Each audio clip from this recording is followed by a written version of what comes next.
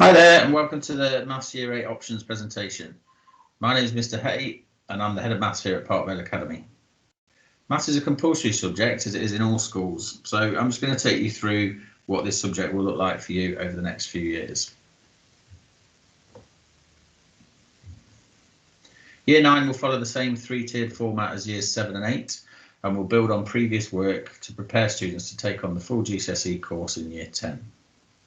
You could say it acts as a transition year where the level of challenge increases and student progress is monitored throughout. The 3 year 9 pathways feed into the two-tiered structure of the Maths Gcse. The intermediate pathway is designed so that it offers the opportunity to progress to either the higher or foundation tier, dependent on progress in year 9.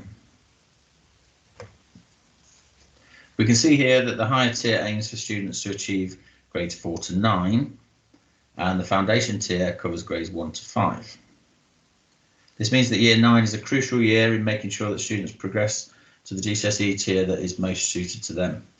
There is, of course, opportunity to move between the tiers based on performance in lessons and assessments. We work with the AQA exam board, and the subject content of the GCSE maths course is as follows.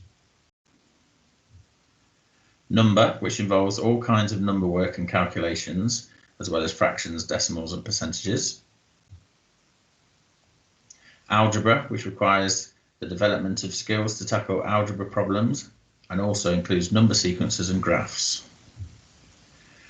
Ratio, proportion and rates of change links ratios to fractions and percentages and incorporates compound units along with direct and inverse proportion. Geometry and measures is where we look at shapes and angles as well as challenging topics like Pythagoras' theorem, trigonometry and vectors. Probability looks at chance, randomness and bias while using techniques such as tree and Venn diagrams. Statistics, which covers a range of methods to collect, display and analyse and interpret data.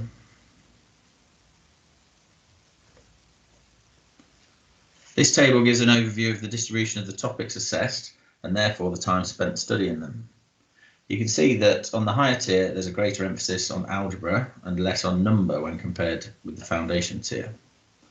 Also, as there is less content and a certain amount of crossover between them, probability and statistics are often classed together as one topic area. So at the end of all this, you're going to have to be assessed, and that means exams. You'll sit 3 written papers in the traditional way. Each one of these papers will last for 1.5 hours. The papers have equal weighting, so each one counts the same as the others. Each paper has 80 marks, giving you roughly 1 minute to gain each mark, plus a little bit of extra time. And of the 3 papers, one of them is to be done without a calculator, and the other 2 you are allowed to use a calculator. So there's some information for you. If you would like any other information, then do feel free to contact me. That's Mr. Hay at the school. And thank you for listening.